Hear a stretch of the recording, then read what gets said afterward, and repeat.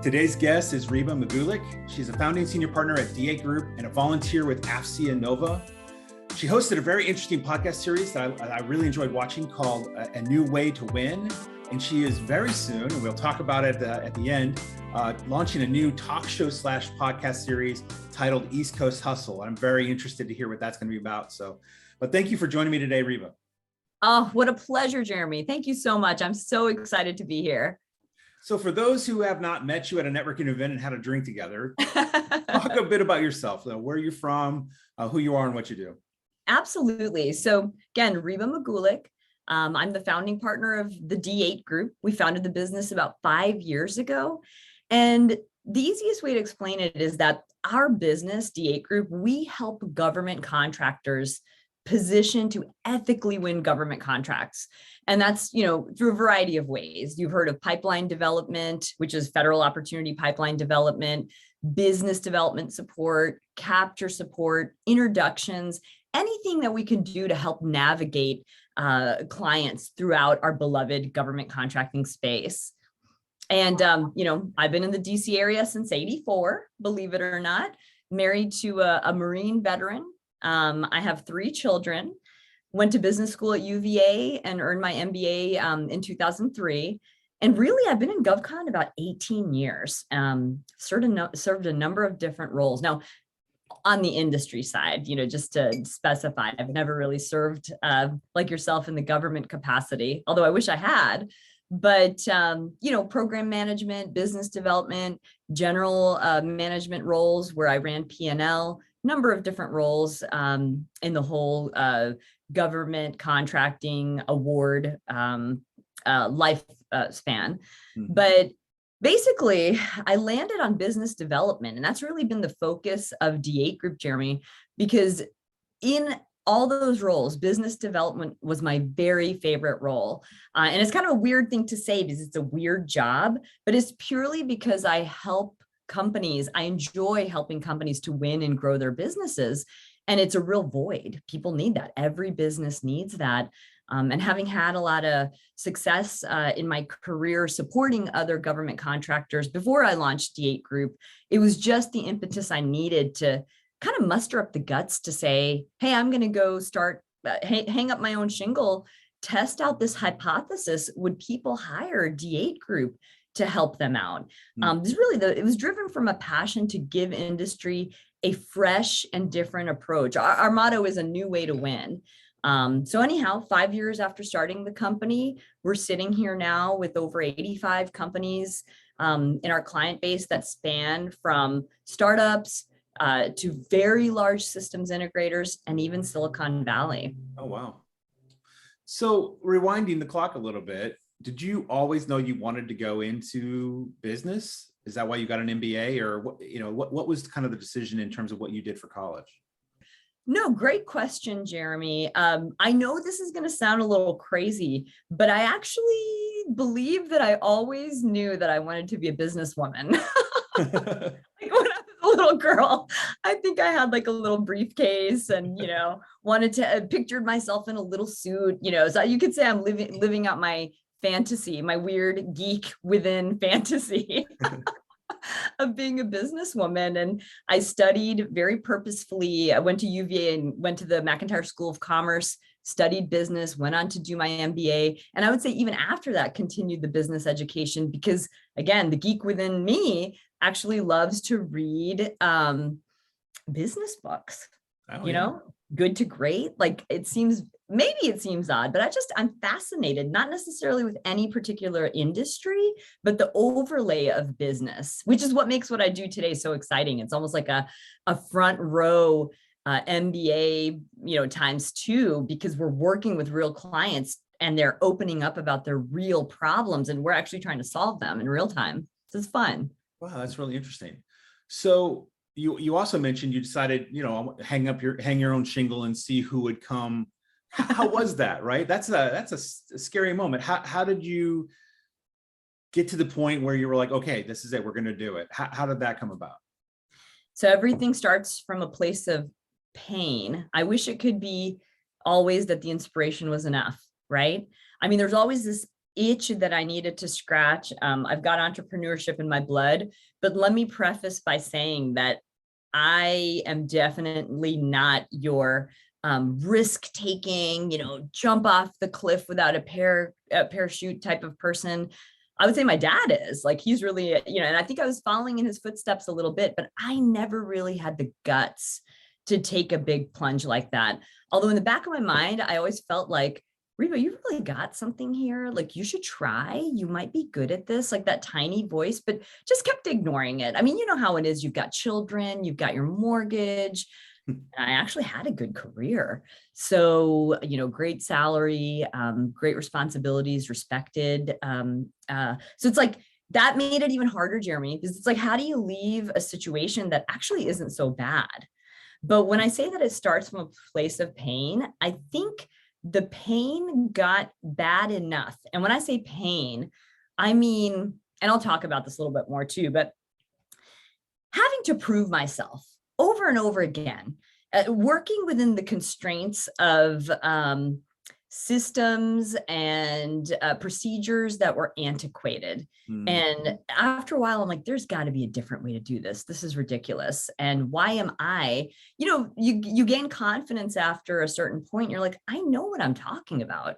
I know what I'm doing. Why do I have to prove myself to this group of people in this room, poking holes in my plans? And I know it's their job to do that, but I'm like, screw this, man. I think the pain finally hit a breaking point where I'm like, screw that. And at that point I had just turned 40. So I think it was like a mini midlife crisis. I'm like, hey, now or never. So I gave myself a deadline. That's why I call myself kind of like the chicken entrepreneur, because I went forth with a very, very safe plan. Parachute number 1, parachute number 2, before I jumped off the cliff. But I was like, let me start, make sure I have a couple of clients, give myself a deadline, and, spoke with my husband, because of course he's nervous too. He's like, why are you're making this great money? And like, how's this going to impact our family? But I said, honey, just give me, I think it was 6 months. I said, give me 6 months to try this out. And by the way, I gave myself permission to fail. I was like, if in 6 months this doesn't succeed, I'm going to go back and get a job, because the industry is plentiful for business development talent. So, and I would not consider that a failure. That would still be a success, because now I could go through my little checklist of life and say, check, I tried entrepreneurship and it didn't work, but at least I tried it, because I think trying and even if you fail is still a success because you tried, right? So, but as luck would have it, things have been going really well and the hypothesis proved itself true. And I almost wish I had started earlier. Looking back now. I think I've heard that from a lot of people who start their own business going, wow, when it's successful, you're always like, wow, I really wish I'd done that sooner, because I get that pain. I mean, I'm in government, bureaucracy. I get what you're saying about bureaucracy and having to check a box for no good reason. But yes, so that's interesting. So, and in terms of, as you get those first few clients, does then that help you then snowball to the next client, It really did. It really did. And I know I make it sound so easy, because I've had so many friends who have come up to me afterwards and have said, oh, Reeba, I'm so frustrated too. How, can I do what you do? And I tell them, and maybe I was too much sugarcoating in the beginning. I'm like, heck yeah, you can do what I do. There is endless money. Well, not endless, but there's plenty of money in our industry for good ideas and good talent. And if you're hardworking and passionate, it sounds like cliche, but you really can do it. I think and I will even say this, since leaving and starting my own business, I see my family more. I really do. I see my family a lot more. I have more time to myself. I have more time to think. And honestly, making a lot more money too. It's like the trifecta. Like you didn't think it was possible, but the starting point is you do actually have to be good at something. Like, I don't care if it's like you're a fitness trainer, whatever it is, you're a guitar instructor, whatever it is, like you do legitimately have to be good at it. But if you've got that, you can build from it. That's so true. There's inspiration for the next entrepreneur. I hope so. Been waiting for somebody to give them the validation they can do it. You can do it. Go do it. So as you've gone through your career and you've worked at a variety of places, So you've always been in BD, even when you worked all the way back at Ford, which I think is so amazing that you worked for a Ford Motor Company, because it's so different than where we are today in the government contracting space. 100%. Was there a lot about that role that prepared you for the future roles? I love that question. I would say the universe works in so many interesting ways, right? Like it's not until you look backwards, you're like, oh, that's why that happened. So the Ford Motor Company is the best thing that could have happened to me. It's entirely different, obviously. And I was in the marketing and sales division. And really my role was to wholesale cars to the car dealers, but also to, provide consulting of new signage, all this other stuff. But really the crux of the job was go sell 100 vehicles wholesale to the car dealers. Now you would think, oh gosh, well, that's an easy job. No, because the car dealers had say so, like they didn't have to take what the factory was sending them, and the factory could not shut down. So here we are as zone managers right in the middle. Jeremy, that job, you might have to edit this out, or I'll try not to use bad language, but it kicked my butt. It kicked my butt. It was that year Ford made a special attempt to hire women and minorities. And dude, I was like 22 years old. And every zone manager that had preceded me, they were all like, 30 something males. And most of the people in the car dealerships were male. So it was like an odd creature walking in with their wholesale sheet, trying to wholesale them vehicles. They were tough. They were mean. They were intelligent. But I thank my lucky stars, was that job, even though there were many, many, many, many days in tears, as a young person, it really toughened me up. And when I started to get good at it and realized that, hey, if I can earn their respect and I can build a relationship, they'll meet me halfway. And also, I'll do one other interesting aside, working in truly a man's world. One thing that I really respected about witnessing the men in that industry was that I'd be sitting as the intern, taking notes, watching this. These wholesale meetings were brutal. I mean, people had red-faced, angry curse words going on. And I'm sitting there thinking, wow, I'm accompanying the zone manager who's training me. I'm like, this is going to be my job. But as soon as they walked out that door, these guys that I thought, oh, I swear they hate each other. They're patting each other on the back like, hey, I'm going to see you Saturday on the golf course, right? Or we're going to go shooting or whatever. To me, it was really fascinating. I'm like, this is amazing that they can so cleanly separate this heated business discussion from their personal relationship. And I really respected that. And that kind of gave me the confidence. So sorry, this is kind of long-winded answer to your question, cool. But coming back to how it helped me today and how it shaped me today, after that job, I don't think there was any job you could give me that I would fear. You know what I'm saying? So like, as you and I were discussing before the call, for a lot of people, it's really scary to walk into a room full of strangers, right? You're in a conference and you're like, what do I say? Do I even fully understand my company yet to pitch their wares to, a stranger that I meet at this table? It's really frightening. But like I said, that job kind of, because it had thickened up my skin and gotten me accustomed to what it feels like to have somebody say no to you and to reject you, what you're offering them. It's just, it was like a cakewalk to be able to go. So like if I met you at a networking event, I'm like, hey, Jeremy, let me tell you about what I do. I'd love to partner with you, or I'd love to support your agency. And you're like, not really a fit. I could walk away from that and still have a professional, nice relationship with you. But it would make me brave enough to go do it again and again and again. And I kind of think that that's really what fed my success as a business developer in the federal government contracting space. Wow. Yeah, I can see how that would completely relate to what you do for a living, helping other companies get into that space as well. Yeah, it's weird, right? You would never think there's a correlation, but looking back now, I see the patterns and how the puzzle pieces fit together. Wow. So as you've gone through your career, what's something you've witnessed that if we were to come to you, Reeba, and say, Reeba, today you have the power. Today you can help us make a change that should be changed, or maybe, because it's so hard to make a change we should consider changing. What's something you've witnessed in your career that you wish would be changed? Sure. And this is going to be possibly more from the industry side than the government side. And I believe that many of my brothers and sisters out there in the business development world will be nodding in fierce agreement with this, but this has really been on my heart lately because as a consultant to industry, now we've had a chance to peek behind the kimonos on like 88 different companies, not to mention hundreds of companies that we match make them with, that we outreach for teaming, et cetera. So we've gotten to touch and work with hundreds and hundreds of government contracting firms of all different sizes and witness their pains and issues on the inside, right? I'm very worried, Jeremy. Like I'm actually very, very worried for our industry, genuinely on one factor. And I believe what needs to change is the culture and processes behind a typical government contractor's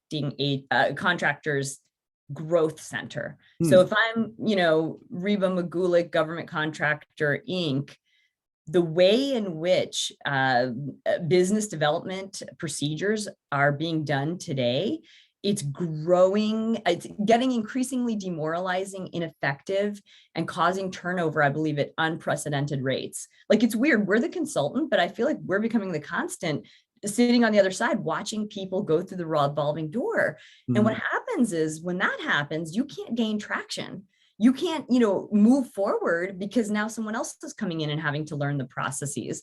And I mean, I could get a little more specific, but I'm worried that the old way of doing business development is antiquated. And if companies in our industry don't evolve and adapt to new ways of winning, they're going to suffer extinction. I truly, truly worry about this. The way that they're treating people, or the gate review process. And again, I don't mean to get too, in the weeds here, but like I said, there's going to be violent agreement, I believe. The problem is, let me just put it this way. You get so caught up with the dog and pony show because the dog and pony show is so painful.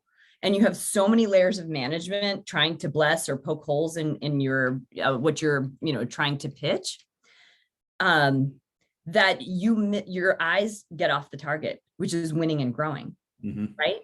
So like, or whatever, replace it with whatever the mission is. If I'm so focused, Jeremy, on impressing you in a meeting, or rather just trying to do the bare minimum so that you don't tear me apart in public, right? So I don't have to suffer embarrassment, then my whole focus is going to be like, let me spend 40 hours on this presentation for Jeremy versus let me put my best energy, ideas, and thoughts around how to win.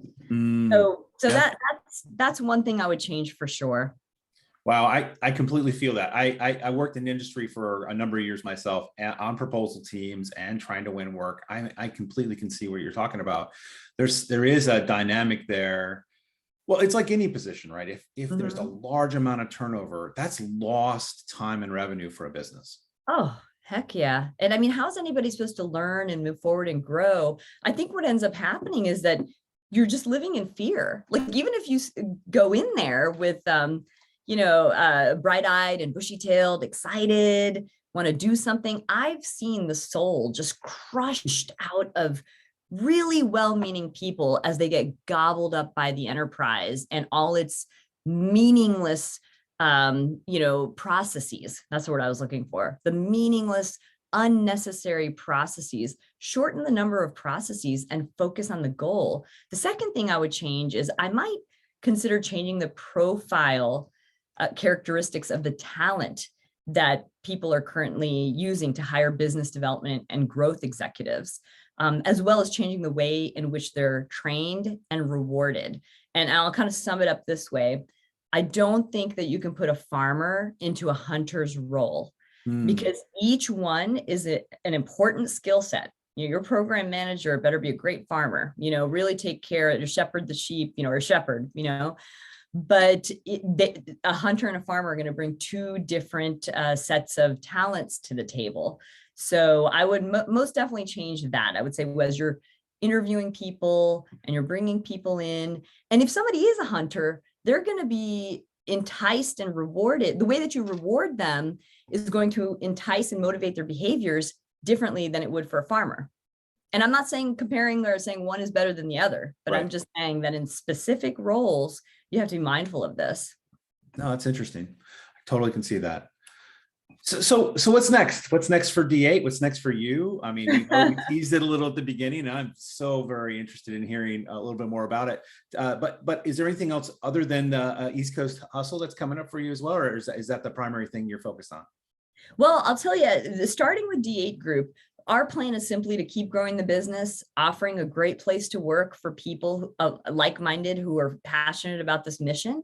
But then also what I'd like to do down the road, just, I'll answer the D8 question first, and then I want to talk about East Coast Hustle.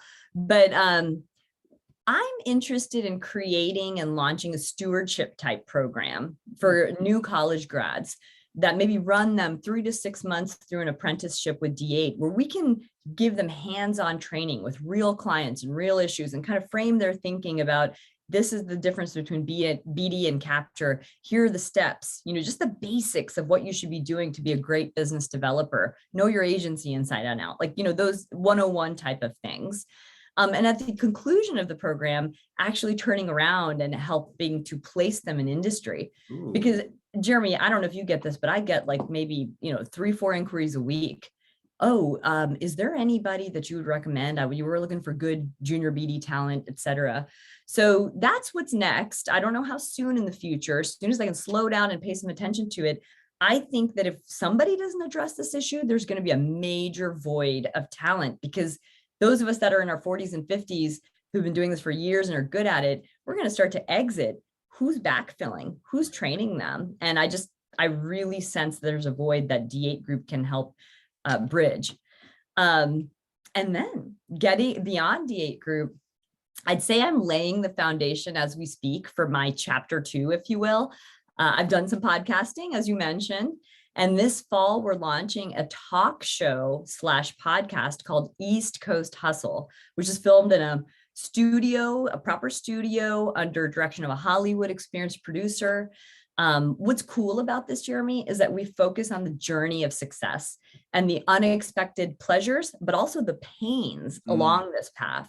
So we have a really exciting lineup of guests. We've got sponsors who are expressing a great deal of interest in this project, because time will tell who the real target market is. But we do think that it's going to be successful executives in government, successful executives on the industry side. But, when you look at folks, you kind of think, oh, well, they've got it all together. They were always that way.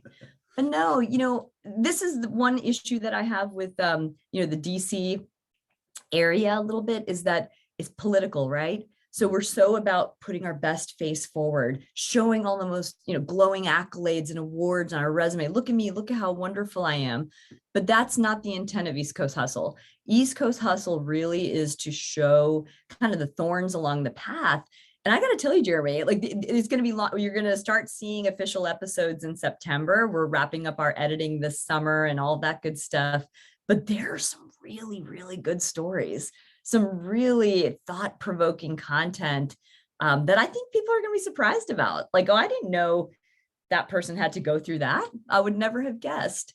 So yeah, that's what's next. Oh, I'm gonna be a #1 fan. I'm looking forward to the podcast and seeing the interesting people. I agree with you. I mean, I meet a lot of people, as you do, with such dynamic stories, and there's such dynamic leaders today. But then you hear about the complete debacle they made or of a previous thing, or which caused the learning, right? It generated learning and understanding, and put them on a better path to where they are today. Exactly. And I don't know, to me, I try to ask myself, would I watch this? Would I listen to it? I really wanted to put something similar to what you're doing. You're putting out content that people find interesting. It's very authentic. People want to listen to it and hear it.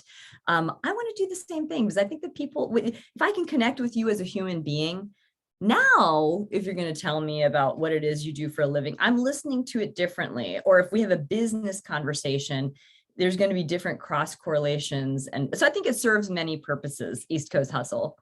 Well, that's fantastic. Well, Reeba, thank you so much for coming on the podcast today. It's been great getting to know you, and I'm very excited for your next venture and for all that you're doing. It's the whole thing with D8 and going out on your own it's always great to celebrate people who have done that. So, but thank you for coming in and talking with me today.